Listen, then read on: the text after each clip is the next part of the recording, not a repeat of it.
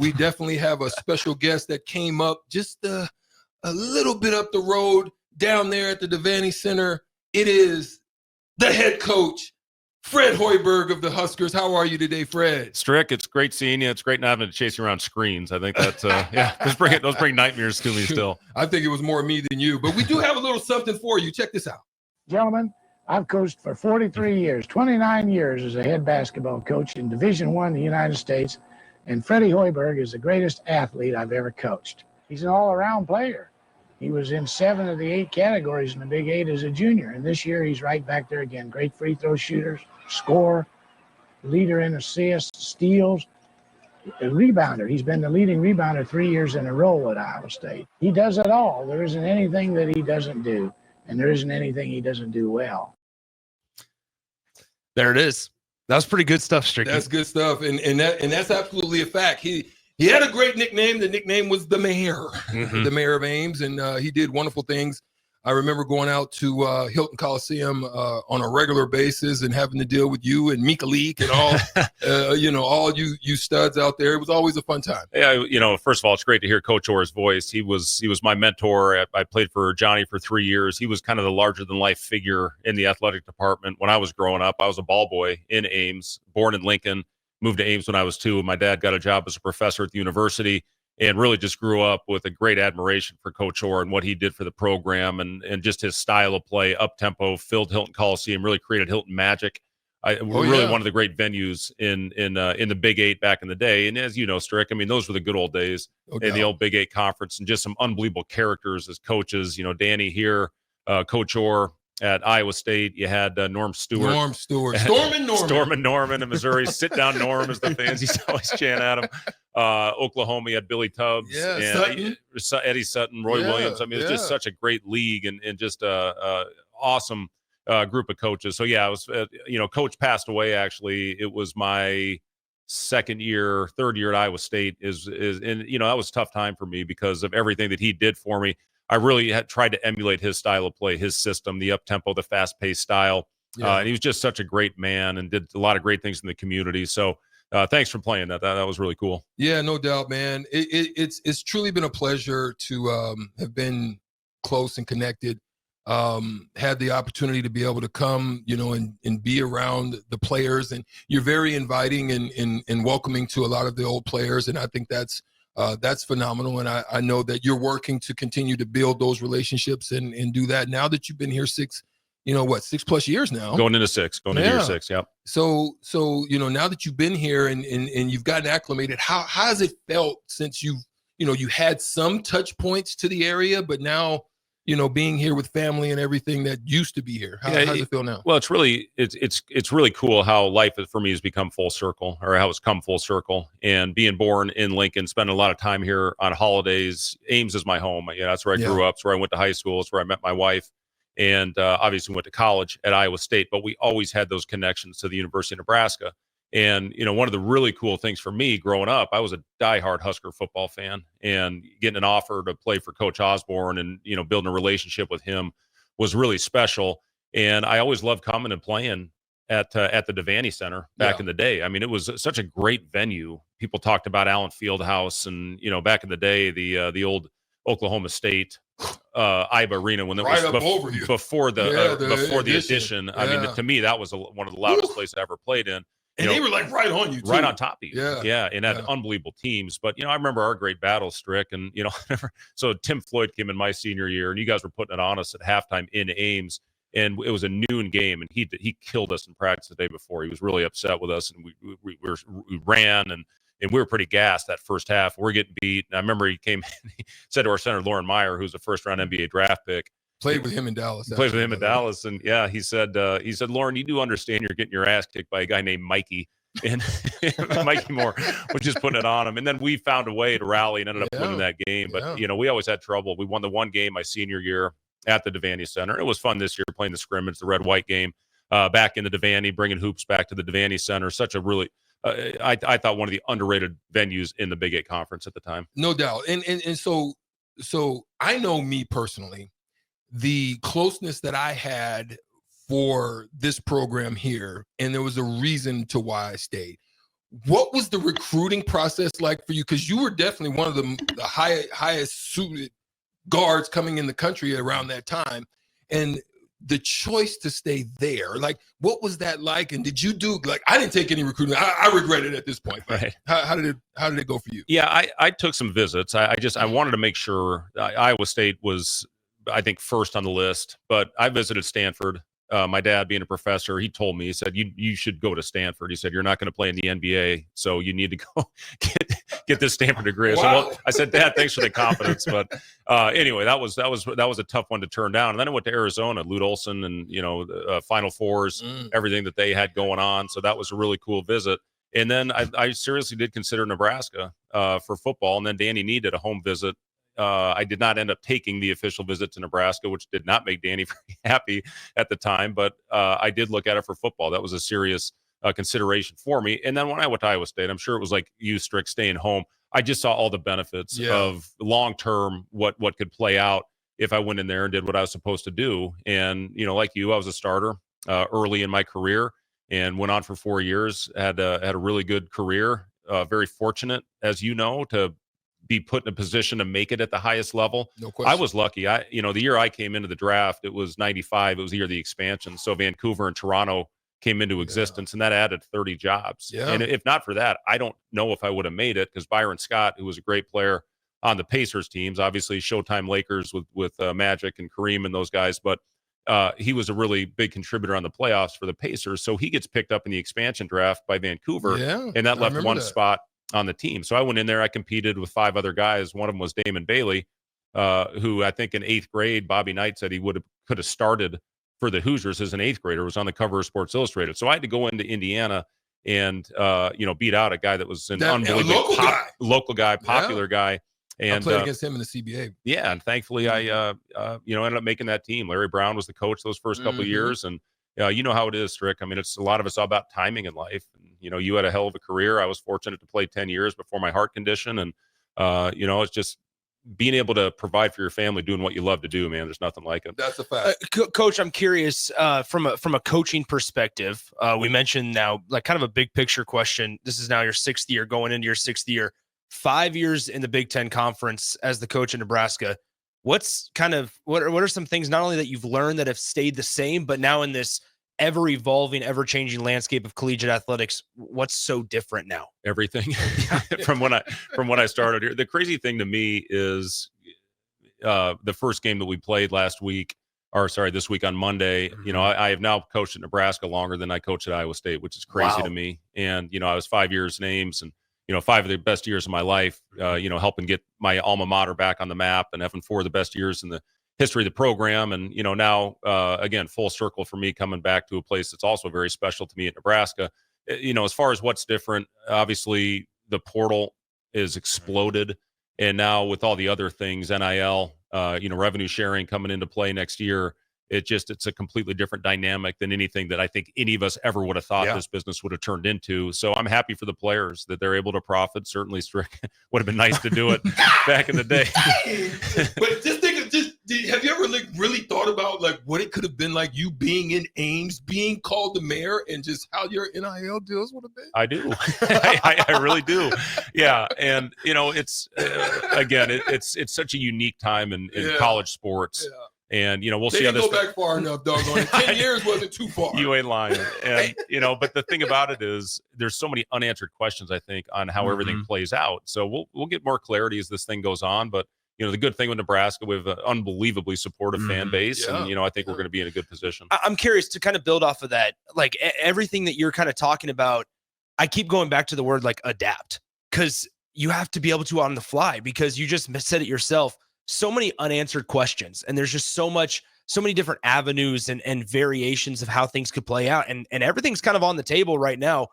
How important is it for just coaches across the country, for the players' sake, to just be willing to adapt? Well, you have to be. And, whether you believe in it or not, you have to buy in, because if you don't, you got no chance. Yeah. And, we're very fortunate to have the 1890 Collective and the Pede family that is behind everything as far as student athletes are concerned. And, we've got a really good collective in place. Not everybody can say that. And, the health of the athletic department and the, with everything with revenue sharing, we're in a good position. So biggest thing for us, we just need to continue to go out there and hopefully put together a good team that can compete. Last year was a lot of fun. One of the most enjoyable years I've ever had in coaching. Weren't the most talented team, but those guys were so bought in and no agendas and just played together. And I think I like this group. It's a very similar makeup. Who are the go-to guys? Who's going to emerge? I think those are questions that will be answered soon. But I love Bryce's first game, how he went out there. Unfortunately, he had some cramping, or I think he would have been mid-30s that first game. And then Connor got hot at the right time towards the end of the game. And Andrew Morgan's a guy we can throw the ball to get us a basket. And then Raleigh, I thought, had complete control of that game for for all 40 minutes. So fun group to coach. Similar makeup, not only last year but the year before with Griesel and Bandamel and Derek Walker, Jawan Gary. If those two guys don't go down to mid-season injuries, I really think that would have been a tournament team. Yeah, I agree. I had the privilege of coaching, at the Division II level, and I looked around at that time, and I'm built different, and I'm a hard-nosed type of guy, and I love for guys to work. You're the same. You're a hardworking guy and came up through the ranks that way. And when you look at it now, right, with how the relationships that you're building with your players, and you want to build them, you try to build them, and then you have a lot of guys on a team, and it's tough to keep them all happy, i.e. Eli Rice. How do you deal with that, being that you're doing the best you can, you're trying to communicate effectively with them, and yet it's tough to keep retention, and it doesn't matter how good you are and how well you treat them and how their experience is, you're having to deal with this turnover thing. How difficult is that for you and staff and trying to figure out how we want to put together teams? Yeah, it's and I talked about this last year. It was going to be the hardest thing that we had going on was who's going to be in the rotation. And we did the best we could to put the right group on the floor, and I think we did a solid job of that with what we accomplished. This year, maybe even a little more so. I think we're a little deeper even than we were. Not many people in a close game can play 10 guys double-digit minutes, but we had 10 guys that played 10 minutes or more in that opener, and that's how it's going to be. We'll ultimately have to pare down the rotation. Who that is, I don't know, but we talk pretty much daily about that. This is a team. It's not going to be the same guy every night. Yeah. And you have to accept that. If you want to have any chance of winning, you have to find a way to stay together. And as you know, be ready when your name is called. I was one of those guys where I would go 8-10 games when I got in the NBA where I never played. And then all of a sudden somebody's sick, somebody gets hurt. I have to go in and perform. So it's all about keeping yourself ready. And we talked to our guys about Stay that. ready so you don't have to get ready. Exactly. And then, and take advantage of it and show that you belong out there, which again, there's good players on a roster that may not play a lot of minutes this year. But again, you have to accept it. In our roster, we have 6 guys that will all be in the rotation that will graduate this year. So if not this year, or if you play a little bit more of a limited role, be ready to step into one of those maybe starting roles a year from now and ready to make an impact. There's so many intriguing pieces on this roster, right? In addition to those guys that will graduate, like Berke is so intriguing, and the size of Braxton Mia. There's so many different sizes and skill sets on this team. And I think we saw a little bit of that Monday night, right? I want to ask specifically about Bryce, because we saw a little bit of a different type of player in Bryce just on Monday night when Strick and I were in the building, than even what we saw at times last year. Talk about the strides that specifically Bryce has made in the offseason to kind of continue evolving his game.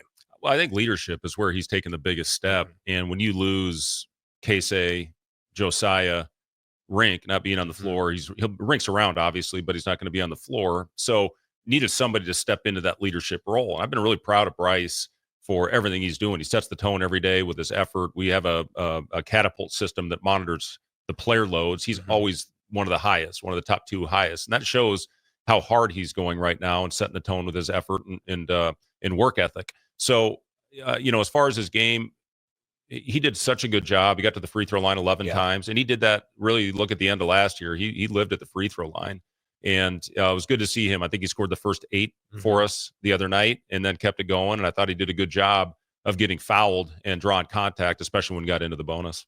You have a good balance, and I've always, especially in this NIL situation, the way that it's come out now, I've talked about there's got to be a fine line and balance to foundation building with getting enough young players and retaining them long enough to figure out this game and understand how to play the correct way and all of that, and having transfers come forward.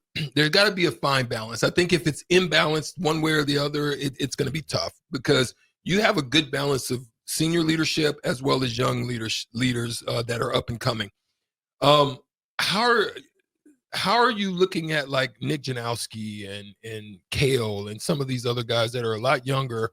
You know, how are they faring right now? Is it still a learning curve that they need to come over a little bit? Do you foresee, you know, them popping head? Have you decided on red shirts? Just that total conversation about that balance. Yeah, it's a great question, and I couldn't agree with you more, Strick. And you know, when I look back on how we built our team at Iowa State, we really did build it with transfers. And at that time, at the state of the program, we weren't going to beat Kansas and Oklahoma and Texas on high school recruits, so we had to get transfers. Now, back in the old days, like that, you had to sit out for a year. Yeah. But I could see the chemistry of a Royce White, a Chris Babb, a Chris Allen, and getting from really high major programs, and then we took a huge step that next season. So. You know, this year's group, you know, you mentioned Janowski, you mentioned Kale, and the other guy to throw in there is Braden Frager. He's been phenomenal. And, you know, he's an Omaha kid. Lincoln Southwest. Kid. Yep. Yeah. And all three of those guys have shown that they can play. Now, you know, what's exactly going to happen as far as redshirt, don't know yet. You don't have to make that decision right now. They're dressing every game and you know, being asked to stay ready if opportunity presents itself, and warming up with us and traveling with us. Kale gave us some good moments a year ago. He played some important possessions for us, and there's no doubt in my mind he could go in there and make an impact for us. So, you know, we'll see how this transpires. We had a couple injuries in the preseason. Kale played quite a bit in that Grand Valley, the second game, a lot of those minutes in the first half. So we'll see. We'll see how it plays out, but we really do like those younger players. Your schedule kind of ramps up pretty quickly here, right? So you got obviously a top 15 opponent in Creighton in a couple of weeks on the 22nd, I believe. But then you also go up to South Dakota and play a pretty good team in St. Mary's.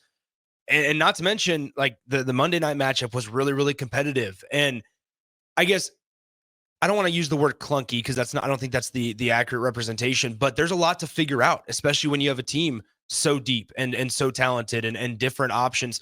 Like, is there a sort of, I guess, how do I want to say this? Quicken up the pace type of thing. Like, we got to get this thing figured out, or are we okay to sit back, take our time, maybe not take lumps, but understand that there's going to be some growing pains?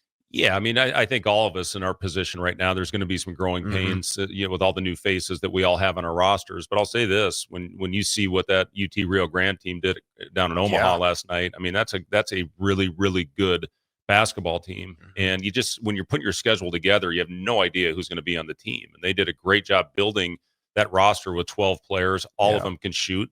They all fresh play guys too. A lot of them, right? Like 11 of them. Yeah, no doubt. And you know, they play the 5-out spread, and they shoot a ton of threes, and they all can make shots. And you saw that again against Creighton last night. They were in a single-digit game for most of that game, and losing by only 13. So you know, that was a really good first test for us. And I said it going into that, how my anxiety was at a high going into that first game, because of your point of not knowing exactly what you have, because until you play a real game, you truly don't know. And, you know, these next two opponents will give us a good feel heading into the St. Mary's game, heading into the Creighton game, on where we are. You know, we will take steps every day to get better. We had a lengthy film session after that first game. And, you know, the last couple of days have been all about correcting things that we needed to work on heading into the game on Saturday night. It was funny because when he said it, I mean, you said it today, where it was when you guys scheduled Rio Grande, they didn't have the 12 players. They added 12 fresh players. And so it's just kind of interesting that they're, with this ever-changing landscape and rosters changing so frequently, you don't know what opportunity is going to present itself. You don't know.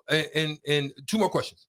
Now that you have Raleigh and Aaron Eulis as your true point guards, the benefits this year's team, do you feel that it's improving your offensive efficiency in the half court and allowing your team to better get out in the transition game often and more effectively with them? as well as Burke being able to handle. Sure. from Yeah. that. Yeah. How Well, do you feel about that? Yeah, I think our pace, it was good at times, and at times it wasn't as good. Our spacing on the break wasn't quite where we needed it to be consistently 100% of the time. That being said, the organization that those guys can provide for our team. Last year when we faced pressure, really the guy that we went through was Rink. Yeah. And with just the dynamic of last year's roster, with Bryce really being the primary ball handler, we had to have Rink, and Rink led us in assists a year ago. So that was very important, and Burke can give us some of that. I think you saw a really good backdoor play that he made in the first half, handling the ball. Yeah. But then Aaron and Raleigh, the possession, talked about this afternoon, Strick, when he came down and found Connor trailing the play. That's just an instinctive basketball play, knowing where the hot hand is. And that really got us up 7. And then Connor ran 2 plays, next 2 possessions, got a layup and got to the free throw line. And, that's what a true point guard can do for you. So the pace, Aaron's done a great job getting the ball up the floor. But really happy to have those 2 guys part of it. Just to tie on to that, before he asks the last question, I'll give it to him. See, I'm gonna be nice. You don't have He's to. visiting my show. Oh. No, so listen. One thing that I noticed that was a little bit different in why it's important, like having that point guard presence, is I saw a couple of times in the past. Let me start there, where it would get bogged down. You would get a mismatch. And instead of the identification of that mismatch, everything stopped. Here, Rink is on a freaking point guard. Get this ball to him and let us work off of it. I saw at times last year that wasn't identified. Sometimes you would go and screen with another guy and end up switching the matchup. I saw that with Raleigh a couple of times where he literally saw it, identified it, and was able to get to the mismatch, even if it was for himself. I thought that was imperative. Yeah, I agree. I agree with that, and he did. I thought he took advantage of it, got into the paint, not only where he scored it or got fouled, but also sprayed it out for some shots. And we've got a package. We did it a lot with Griesel 2 years ago, just having a 6'7" lead guard out there where he was able to take advantage of a mismatch with his size. We need to do like we had Burke a couple times. We have to get the ball to him, especially just throwing it in, getting him a punch in transition. We missed him a couple times on that because he's so talented and he's got such great ball skills to be able to make plays. Feet work is awesome. It is. Yeah. Especially defensively. Yeah. Okay, so I want to ask a big picture as we kind of put a bow on this conversation. You guys have steadily improved every single year, right? And there were some key pieces even 3 years ago where it was like the McGowan's brothers, right? And then Derek Walker. I mean, you can't speak enough about D-Walk. And you guys have continued to improve with guys like that. Rink you ran a lot of your offense through Rink in the paint last year as well. Who's those guys this year that in 3 years we're going to be looking back and go, you know what? They were kind of they allowed you to take one more step up the ladder in terms of being able to continue, expanding expectations. Yeah, and I'll say that, Griesel and Bandamel were 2 of the best culture guys that I've ever coached. Those guys were unbelievable, really, in flipping the script on Nebraska basketball, getting us back, where we needed to be. And it just has kind of taken off from there. I would say Raleigh definitely is one of those guys. I look at Connor Sejan, Gavin Griffiths. Those 2 guys have bright futures with us. They're still young, only a sophomore for Gavin, junior for Connor. Sam has been great as far as a culture guy, leadership guy. And then, Bryce Williams and Juwan Gary. I mean, both those guys have been absolutely phenomenal for us. We have a roster full of really good kids, and it's what we want to coach. We want hardworking, get on the floor, block out, do all those little dirty things that I know makes this fan base, be supportive of the group that's out there. It's like your team, Strick. I mean, you had a gritty, tough, hard-nosed team, and that's what we want here. That's what I've talked to my assistants about, is getting those kind of groups in here that I know the fan base will be proud of, whether you win or lose. That you can walk out of here saying that team played their ass off. Left it all on the line. Yep. You have a Sejan fan in here, so we may have to get Connor down here to talk to us a little bit and welcome.